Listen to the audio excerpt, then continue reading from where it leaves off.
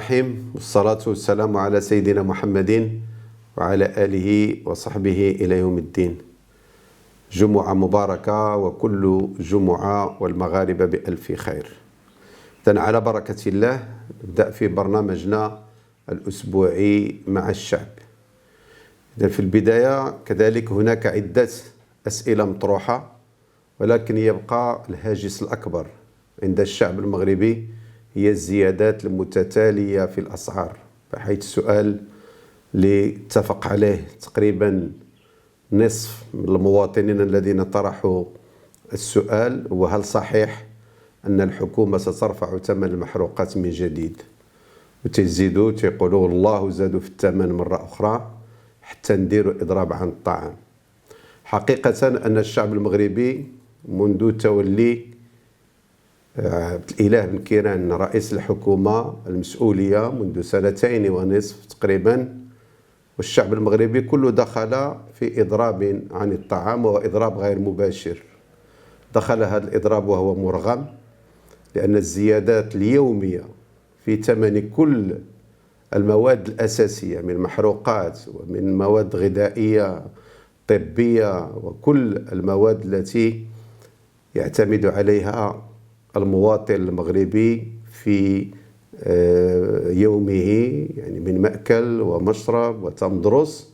إذن هذه الزيادات هي نتيجة لما نقوله دائما: من جد وجد ومن زرع حصد. إذن هذه الحكومة زرعت الشك وزرعت الحقد وزرعت الكراهية في نفوس المغاربة. إذن ما عليها إلا أن يكون حصادها هو حقد الشعب لهذه الحكومة، نظرا لأنها انقلبت على برنامجها الانتخابي وعلى برنامج الحكومي الذي تقدم إلى البرلمان المغربي وصوت عليه باسم الشعب المغربي. إذن الآفاق هي آفاق مظلمة. نتمنى لهذه الحكومة وهي في نصف ولايتها أن تجعل من الولاية الثانية ولاية الحفاظ على التوازنات الماكرو اجتماعية والماكرو ثقافية عوض الماكرو اقتصادية، والماكرو اقتصادية كذلك على الحكومة أن تجتهد من أجل خلق أوراش كبرى لإيجاد الشغل للشباب المغربي. السؤال الثاني ويقول: سي شباب، بغيناك تشرح لنا البرنامج الحقيقي ديال العدالة والتنمية اللي تكلمت عليه في برنامج اللي كان في إطار الرد على السيد رئيس الحكومة. برنامج حزب العدالة والتنمية بطبيعة الحال احنا داخل حزب الاستقلال وكمسؤولين لما اطلعنا على البرنامج قلنا يجب أن نشارك بدون تحفظ، لأنه برنامج تيتكلم على مغرب جديد، على مغرب اللي مبني على الحكامة ومبني على محاربة الريع، محاربة الفساد، محاربة الاستبداد. ولكن بعد مشاركتنا لمدة 1.5 سنة إلى جانب حزب العدالة والتنمية اكتشفنا أن للعدالة والتنمية بعد ما انتقل من المعارضة إلى رئاسة الحكومة وإلى سدة الحكم تغيرت الأشياء عند وزراء حزب العدالة والتنمية وعلى رأسهم السيد رئيس الحكومة، بحيث الزيادة التي كانوا يتحدثون عنها في برنامجهم في الأجور أصبحت زيادة في الضرائب.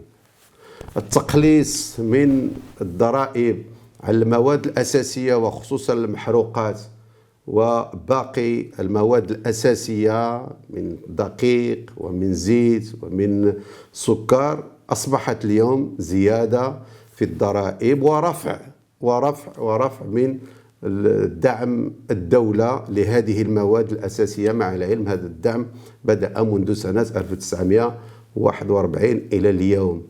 كذلك فيما يخص البرنامج العدالة والتنمية تكلم على حد أدنى للأجور في حدود 3000 درهم منذ السنة الأولى، أي بداية من يناير 2012. مع كامل الأسف اليوم حد الأدنى للأجور تقلص بنسبة كبيرة نظرا للضغط ديال الزيادة في الأسعار. تكلم برنامج حزب العدالة والتنمية على تخصيص منح لمدة 2 سنين للأطر العليا المعطلة من أجل ولوج عالم الشغل، ولكن ما لاحظناه هو حرب الحكومة عن طريق رجال الأمن داخل شوارع الرباط، وحتى محضر 20 يوليوز وباقي المحاضر التي وقعت في عهد الحكومة السابقة من أجل تشغيل هؤلاء تنكرت لها هذه الحكومة. في برنامج حزب العدالة والتنمية يتحدث عن تقوية وتوسيع الطبقة الوسطى، لأن الطبقة الوسطى هي التي تقوم بدور تحريك عجلة الاقتصاد عن طريق الاستهلاك. إذن هذه الطبقة كذلك تعرضت لهجمة شرسة من طرف الحكومة بالزيادات المتتالية في الضرائب، بدعوى أن هذه الضرائب ستخصص لصندوق التضامن، مع العلم أن صندوق التضامن لم يتوصل بأي درهم من الدراهم أو من الملايير التي اقتطعت من أجور هؤلاء، بل استعملت في التسيير العادي اليومي. في برنامج حزب العدالة والتنمية تحدث ووعد الشعب المغربي بتقليص الديون الخارجية والديون الداخلية. ما لاحظناه هو أن الحكومة اليوم ما اقترضته من البنك الدولي لمدة 2 هو ما اقترضته الحكومة السابقة لمدة 40 سنة.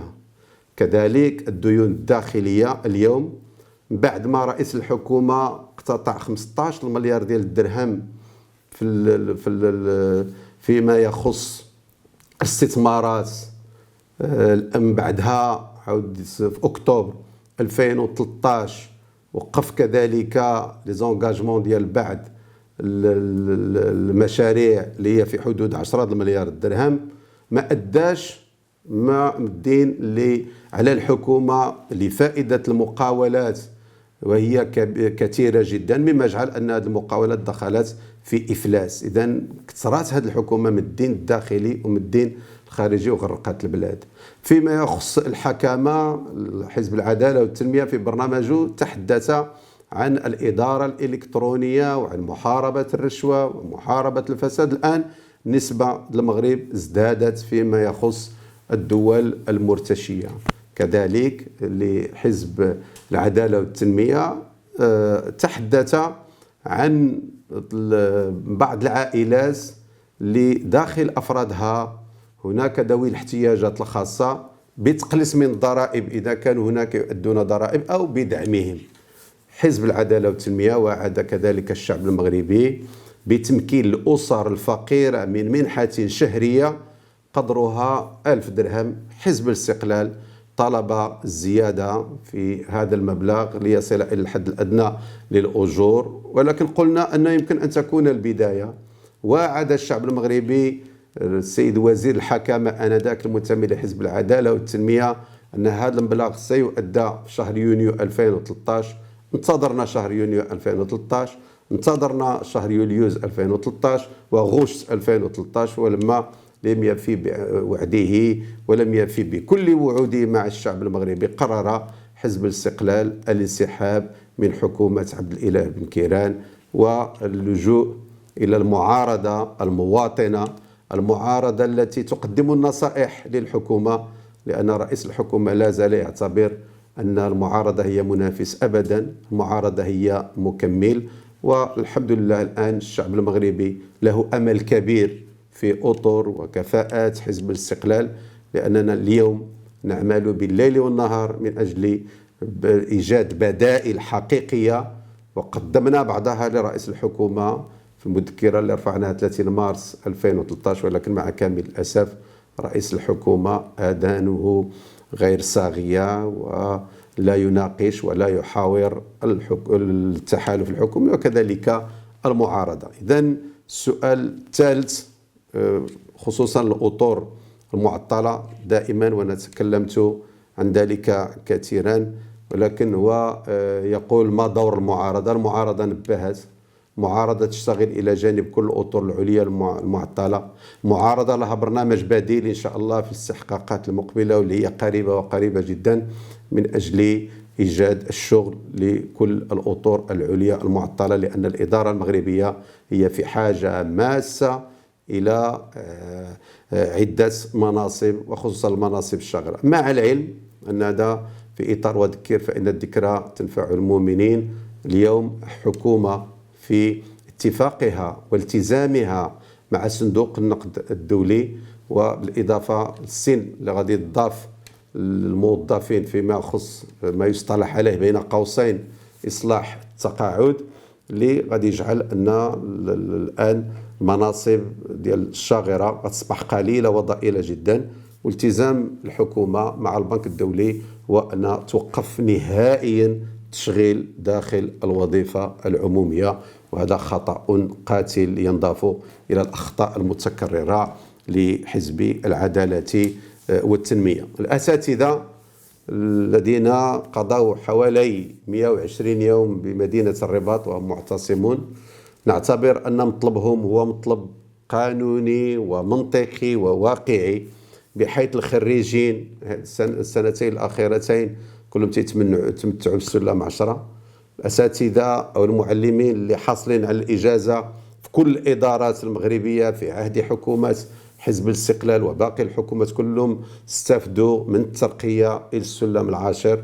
مع كامل الأسف الآن هذه الحكومة تعاملت بقساوة كبيرة مع أبناء الشعب المغربي اللي نعتبرهم مظلومون، ولهذا وجب حل هذا الإشكال. نسمع الآن عن توقيف بعض الأساتذة وهذا شيء خطير جدا ما حدث حتى في عهد سنوات الرصاص، ولهذا على الحكومة أن تراجع حساباتها وأن تحل هذه الإشكالية.